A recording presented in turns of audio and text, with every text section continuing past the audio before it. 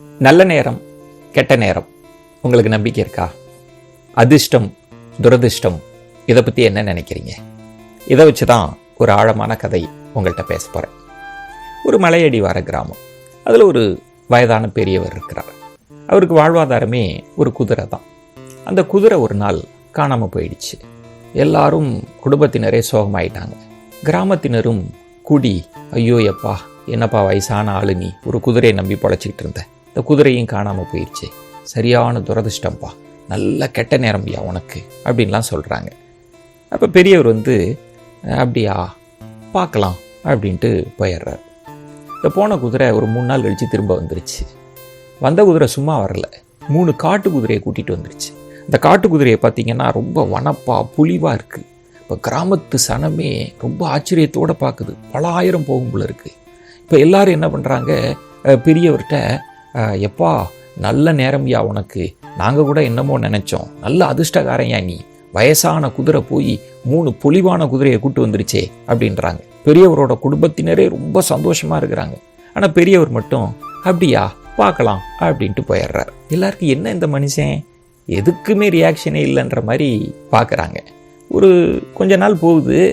இந்த காட்டு குதிரையை பழக்கப்படுத்தலான்னு பெரியவரோட பையன், கடைசி பையன் கூட்டு போகிறான். அந்த குதிரை என்ன பண்ணுது, இவனை மலையடி வாரத்துலேருந்து கீழே தள்ளி விட்டுருச்சு. கால் 2 உடஞ்சி போச்சு. இப்போ ஊர் சனமே கூடிருச்சு. பெரியவரோட குடும்பத்தினரே அழுதுகிட்டு இருக்கிறாங்க. ஊர் சனம் சொல்லுது, எப்பா போனது வினையல்ல கூட்டு வந்திருக்கு, சரியான கெட்ட நேரம்யா, பட்ட கால்லையே படும்பாங்கல்ல, அது உனக்கு தான் ஐயா அப்படின்னு சொல்கிறாங்க. இப்போவும் பெரியவ அப்படியா, பார்க்கலாம் அப்படின்ட்டு போயிடுற. என்னது, ஊர் சனத்துக்கு ஒன்றுமே புரியல. கொஞ்ச நாள் கழித்து பக்கத்தில் இருக்கிற மன்னன் போர் தொடுக்க போகிறான். அவனுக்கு நிறைய படை வீரர்கள்லாம் தேவைப்படுது. அதனால் இந்த கிராமத்தில் இருக்கிற இளைஞர்களெல்லாம் கூட்டிகிட்டு வர சொல்லி அழைச்சிட்டான். எல்லாரும் அழுதுகிட்டே அனுப்பி வைக்கிறாங்க பெத்த பிள்ளைய. எவ்வளோ கஷ்டம் இருக்கும். இந்த பெரியவரோட பிள்ளைய பார்த்தா கால் அடிபட்டுருக்கு. அதனால் அவனை மட்டும் விட்டுட்டு போயிட்டாங்க. இப்போ ஊர் சனமே ஒன்று கூடி இருக்கு.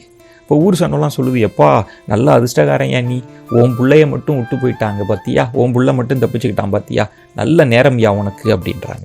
அப்பவும் பெரியவ அப்படியா, பார்க்கலாம் அப்படின்னு சொல்லிட்டு போகிறதா அந்த கதை முடியுது. ரொம்ப ஆழமான கதை இதுங்க. நம்ம என்ன நினைக்கிறோன்னா, நல்லது கெட்டது எல்லாத்தையும் ரொம்ப சீக்கிரமாகவே ஒரு முடிவுக்கு வந்துடுறோம். அப்படி இல்லைங்க. வாழ்க்கை எப்படி கதையை எழுத போகுது, முடிக்க போகுதுன்னு யாருக்குமே தெரியாது. இதுதான் அந்த ஜென் கதை சொல்கிற நியதி.